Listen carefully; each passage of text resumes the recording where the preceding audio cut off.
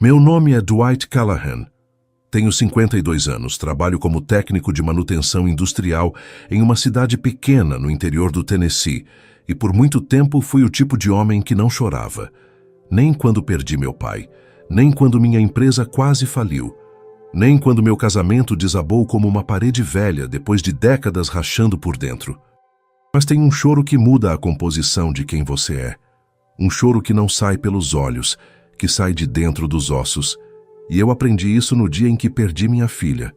O nome dela era Serena, 18 anos, cabelo castanho, olhos cor-de-mel e um jeito de rir que fazia qualquer sala parecer mais quente. Ela tinha acabado de ser aceita em um curso de nutrição na Faculdade Estadual de Nashville. Primeira da família a ir para a universidade. Eu e minha ex-esposa, Nadine, tínhamos guardado dinheiro durante anos para esse momento. E quando chegou a carta de aceitação, Serena correu pela casa gritando meu nome, saltou nos meus braços como quando tinha 6 anos e eu pensei, é isso. É por isso que a gente trabalha. É por isso que a gente aguenta. Antes de começar as aulas, um grupo de veteranos do curso organizou uma festa de recepção para os calouros. Era numa sexta-feira à noite, num clube recreativo às margens do lago Hattie. A Serena estava animada. Arrumou o cabelo, colocou um vestido azul que eu nunca tinha visto. Me deu um beijo na bochecha antes de sair e disse, pai, essa é a melhor fase da minha vida. Eu sorri e falei, aproveita, filha. Você merece cada segundo disso. Ela não me contou que ia ter um trote. Provavelmente porque ela mesma não sabia exatamente o que esperar. Ou talvez não quisesse me preocupar. O que eu soube, horas depois, pela voz trêmula de uma delegada de polícia do outro lado do telefone, foi que Serena tinha sido empurrada de dentro de uma brincadeira que saiu do controle, caiu na piscina do clube, bateu a cabeça na borda de concreto e foi retirada da água desacordada. Se você quer comentar aqui embaixo o nome do seu filho ou da sua filha que partiu cedo demais, escreve agora. Pode ser uma palavra só. Pode ser uma história inteira. Eu vou ler cada comentário, porque antes de continuar, eu preciso que você saiba. Você não está sozinho nessa dor. E o que eu tenho a te dizer hoje pode mudar a forma como você enxerga a vida e a morte para sempre. Eles me ligaram às 2 da manhã. Cheguei ao hospital ainda com a roupa do trabalho, cheirando a óleo de máquina. Nadine chegou minutos depois. Nos olhamos sem falar nada porque não havia palavras para o que estava acontecendo. Uma médica veio até nós no corredor com aquele rosto treinado para aguentar o peso das notícias ruins e nos explicou que Serena estava em coma induzido. Traumatismo craniano severo. As próximas 72 horas seriam decisivas. 72 horas. Eu contei cada minuto. Fiquei sentado numa cadeira de plástico duro ao lado da cama dela por 3 dias seguidos. Segurei a mão dela. Falei com ela. Li em voz alta uma revista velha de culinária que tinha achado na sala de espera, porque não sabia o que mais fazer. Pedi a Deus que me ouvisse, mesmo sem ter muita certeza se ainda acreditava nisso. Rezei de joelhos no banheiro do hospital como um homem que não sabe mais quem é. Só sabe que precisa de ajuda. No 3º dia, as máquinas começaram a apitar de um jeito diferente. A equipe médica entrou correndo, nos pediram para sair do quarto. Ficamos parados no corredor, eu e Nadine, sem conseguir nos tocar, sem conseguir nos consolar, cada um preso dentro da própria jaula de medo. E quando o médico saiu com aquela expressão que não deixa dúvida, eu não precisei esperar ele falar. Meu corpo soube antes da minha mente. Minhas pernas simplesmente pararam de funcionar.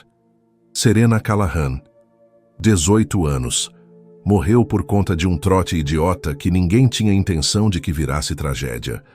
Mas virou. E o mundo que eu conhecia acabou naquele corredor de hospital às 4:30 da tarde de uma terça-feira de outubro.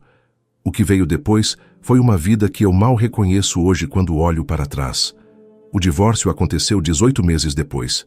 Eu e Nadine nos amávamos, mas o luto de cada um foi numa direção diferente, e chegou uma hora em que ficamos mais estranhos do que íntimos. Ela foi morar com a irmã em Memphis. Eu fiquei na mesma casa, no mesmo bairro, com o mesmo cachorro velho chamado Foster, que ficava deitado na porta do quarto da Serena, esperando ela voltar. Parei de ir à igreja. Parei de socializar. Fui ao trabalho porque precisava pagar as contas. Mas era como se eu tivesse colocado um piloto automático no corpo e desligado tudo por dentro. Os colegas tentavam conversar. Eu respondia com monossílabos. Meu chefe, um homem bom chamado Terrell, me chamou na sala uma vez e disse: Dwight, eu sei que você está sofrendo, mas você precisa de ajuda de verdade. Eu agradeci, saí da sala e não fiz nada com isso. Durante 5 anos eu sobrevivi, só isso. Acordava, trabalhava, voltava para casa, olhava para a foto da Serena na estante da sala, tomava 1 ou 2 copos de bourbon para conseguir dormir e repetia tudo no dia seguinte. Não era vida. Era uma sentença que eu estava cumprindo sem saber quando terminava. E então chegou aquela noite de março. Era uma quinta-feira fria. Eu vinha voltando do trabalho numa estrada vicinal, que corta os campos de soja entre a cidade e o depósito da empresa. Não estava bebendo, isso precisa ficar claro. Estava só cansado. Um cansaço que ia além do físico. Um cansaço de alma que acumula quando você passa anos sem dormir de verdade, sem sorrir de verdade, sem sentir que existe razão nenhuma para continuar acordado. Uma caminhonete perdeu o controle vindo em sentido contrário. Eu desviei. A moto derrapou na lama da beira da estrada. Eu fui ao chão a uns 70 km por hora. Lembro do impacto. Lembro da sensação estranha de não sentir mais nada. E depois, nada. Escuridão total. O que eu não sabia era que por 22 minutos meu coração parou de bater. 22 minutos. Eu só soube desse número dias depois, quando já estava no hospital com costelas quebradas, um capacete rachado na metade e um monitor cardíaco bipando ao lado da minha cabeça. A enfermeira que me contou, uma mulher de meia-idade chamada Brenda, disse com uma voz quase sem querer: "O senhor é um milagre, sabe? 22 minutos sem ritmo cardíaco. Geralmente quando passa de 5, a gente já não espera muito." Ela percebeu que tinha falado demais, se desculpou e saiu do quarto. Mas eu fiquei olhando para o teto pensando: milagre. Será que era isso? Porque o que aconteceu nesses 22 minutos não foi escuridão, não foi silêncio. Não foi o nada que eu esperava encontrar depois de 5 anos desejando, no fundo de um lugar que eu nunca admitia em voz alta, que tudo simplesmente acabasse. Foi luz, mas não o tipo de luz que machuca os olhos. Era uma luz que parecia ter temperatura, que parecia ter peso, que parecia te conhecer pelo nome. E eu estava de pé, ou pelo menos tinha a sensação de estar de pé, num lugar que não tinha chão visível nem teto, só uma claridade que se espalhava em todas as direções, como se o próprio ar fosse feito de alguma coisa viva. Eu não estava com medo. E isso, por si só, já era estranho. Porque eu era um homem que nos últimos 5 anos tinha desenvolvido medo de quase tudo. Medo de ver foto de formatura na timeline, medo de passar na frente de faculdade, medo de ouvir uma música que a Serena gostava no rádio. Mas ali, naquele lugar, o medo simplesmente não existia. Como se tivesse sido retirado de mim com cuidado, como se tira um espinho. E então ele estava ali. Eu não sei como descrever isso sem soar como alguém que perdeu o juízo. Mas vou tentar, porque é exatamente para isso que estou aqui. Não era uma figura com túnica branca flutuando no ar, como nas pinturas de catecismo que eu via quando criança. Era uma presença. Uma presença tão completa, tão absolutamente real, que tudo o que eu tinha visto e sentido na vida inteira parecia rascunho perto daquele momento. E eu soube, sem que ninguém precisasse me dizer, sem placa, sem apresentação, eu soube no centro do meu peito quem era: Jesus. Ele não falou primeiro. Me deixou ficar ali parado, processando, respirando, existindo naquele espaço fora do tempo. E quando finalmente falou, a voz não veio de fora. Veio de dentro, como se as palavras brotassem no meio do meu próprio pensamento, mas com uma clareza e uma autoridade que não eram minhas. Dwight, você tem uma pergunta que está carregando há 5 anos. Não era uma pergunta, era uma afirmação. E era verdade. Eu tinha uma pergunta. A mesma pergunta todo dia, toda noite, toda vez que olhava para a foto da Serena na estante. Por quê? Por que ela? Por que 18 anos? Porque na véspera de uma vida nova. Porque um trote idiota teve mais poder do que todas as minhas orações juntas. Minha voz saiu como a de um homem que não fala de verdade faz muito tempo, rouca, pesada. Por que a minha filha morreu tão jovem? Por que o Senhor deixou isso acontecer? O que veio não foi uma defesa, não foi uma explicação fria. Foi como se uma porta se abrisse dentro de mim e uma compreensão que eu não tinha vocabulário para conter começasse a entrar devagar, do jeito que a água entra numa casa depois de uma enchente, preenchendo cada canto. Ele me mostrou algo, não com palavras, mas com visão. Como se eu pudesse ver e sentir ao mesmo tempo. E o que eu vi foi a Serena, não caindo na piscina, não no hospital, mas antes, muito antes. Vi ela ainda menina, com uns 12 anos, sentada na beirada da cama lendo um livro sobre biologia humana que ela tinha pedido de aniversário. Enquanto eu ficava na porta do quarto sem entender por que uma criança pedia livro de ciência de presente. Vi ela no colégio defendendo uma colega que estava sendo humilhada na hora do intervalo, sem pensar 2 vezes, sem calcular o risco. Vi ela, aos 16, convencendo Nadine a levar comida para uma família vizinha que estava passando por dificuldade, porque ela tinha percebido, tinha prestado atenção onde a maioria não prestava. E então Jesus disse algo que ficou gravado em mim como ferro quente em madeira. Ela não foi embora antes do tempo. Ela foi exatamente quando o propósito dela estava completo. Cada vida tem uma medida, não de anos, de cumprimento. Eu queria discutir, queria gritar que 18 anos não é cumprimento, é começo. Mas antes que eu conseguisse formular a revolta em palavras, ele continuou. E o que veio a seguir foi a coisa que mais me destruiu e me reconstruiu ao mesmo tempo. A morte dela não foi apenas o fim da vida dela, foi o início de outra coisa. Algo que você ainda não consegue ver daqui de onde está. Mas eu vou te mostrar. E ele mostrou. Não foi como assistir a um filme. Foi mais intenso do que qualquer coisa que os olhos humanos conseguem capturar. Era como se eu estivesse dentro de cada cena ao mesmo tempo, sentindo o peso de cada momento, o cheiro de cada lugar, a temperatura emocional de cada pessoa envolvida. A primeira visão foi de uma reunião, uma sala de conferências numa faculdade que eu não reconheci, mas que parecia ser grande e importante.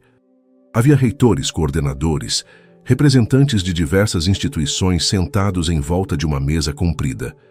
Na parede, uma projeção com o nome da Serena. Uma foto dela sorrindo, a mesma do dia da formatura do colégio. E abaixo da foto, a data da morte dela e um documento que estava sendo votado naquele momento. Era uma resolução.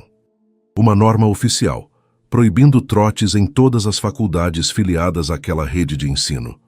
Proibição total, com sanções sérias para quem descumprisse. E aquela votação estava acontecendo diretamente por causa do que aconteceu com ela. O caso da Serena tinha chegado aos jornais, tinha chegado aos tribunais e tinha forçado uma conversa que a comunidade acadêmica evitava há décadas. Jesus não precisou explicar, eu já estava entendendo. Mas ele não parou ali. Me mostrou outra cena. Uma jovem de 23 anos chamada Priscila, que eu nunca tinha visto na vida, numa cidade do Kentucky, arrumando a mochila para o primeiro dia de aula na faculdade. Ela estava rindo com a mãe, animada, sem nenhum sinal do medo que teria sido natural sentir se soubesse o que poderia ter acontecido. Porque naquela faculdade, naquele campus, o trote tinha sido abolido, por causa da resolução, por causa da Serena. Priscila entrou naquela faculdade em segurança, concluiu o curso, formou-se em engenharia civil. Anos depois, coordenou a construção de um sistema de saneamento em uma comunidade rural no Mississippi, que não tinha acesso à água tratada. Salvou vidas que nunca vão saber que a Serena existiu. Vi dezenas de histórias assim. Jovens em Geórgia, em Ohio, no Tennessee mesmo, que entraram em faculdades onde o trote tinha sido banido, que sobreviveram a noites que, em outros tempos, poderiam ter terminado em tragédia, que cresceram, que construíram famílias, que desenvolveram trabalhos que tocaram outras pessoas, que geraram filhos que gerariam outros filhos. Uma cadeia de vida que tinha um elo invisível com a minha filha de 18 anos que adorava biologia, e defendia a colega no intervalo. E Jesus disse: Em Jeremias está escrito que eu te conheci antes de te formar no ventre, que eu te separei antes que nascesses. Isso não vale só para profetas, vale para cada vida que eu trago ao mundo. A Serena foi formada com um propósito, e esse propósito incluía o momento da partida dela. Não porque a dor não importa, mas porque eu enxergo o que você não consegue enxergar daqui. Eu chorei. Ali naquele lugar fora do tempo, chorei do jeito que um homem chora quando finalmente larga algo que estava carregando pesado demais por tempo demais. Não era um choro de derrota, era um choro de abertura, como se uma comporta tivesse cedido. Mas a dor, eu disse, 5 anos de dor, isso também fazia parte? Sua dor tinha destino, ele respondeu. Tudo o que você atravessou estava te preparando para uma voz. A voz de um pai que perdeu uma filha e não desistiu. Essa voz vai chegar em lugares que sermão nenhum alcança. Então, ele me disse que eu precisava voltar, que meu tempo ali não era permanente. E eu, que por 5 anos tinha vivido sem me importar muito se o coração batia mais um dia ou parava na madrugada, não queria ir. Queria ficar. Queria saber mais. Queria talvez em algum canto que eu ainda não tinha coragem de admitir, perguntar se a Serena estava ali perto. Como se soubesse, porque sabia, ele disse apenas: ela está bem, ela está completa, e ela te espera, mas ainda não é hora. 4 palavras que carregaram mais paz do que 5 anos de terapia, 5 anos de Bourbon, 5 anos de noites dormindo com a luz acesa porque o escuro pesava demais. Quando acordei no hospital, a Brenda estava ali com o monitor cardíaco apitando normal e um olhar de quem acabou de ver algo que não sabe classificar. Fiquei internado por 11 dias. Costelas fraturadas, escoriações sérias, um joelho que vai doer quando chove pelo resto da vida. Mas saí dali diferente, não curado da saudade. A saudade da Serena não vai embora, ela fica. Mas saí com um peso a menos, o peso da raiva, o peso da pergunta sem resposta. O peso de achar que a morte dela tinha sido um erro, um descuido, uma crueldade sem sentido. Hoje eu sei que não foi. E Jeremias capítulo 1, versículo 5. Que antes eu lia e deixava passar, agora eu leio e sinto na carne. Antes que eu te formasse no ventre materno, eu te conheci. Nos últimos 2 anos, desde o acidente, fiz uma coisa que nunca imaginei fazer. Comecei a conversar com pais enlutados. Não como terapeuta, não como pastor, não como alguém com diploma na parede. Como pai.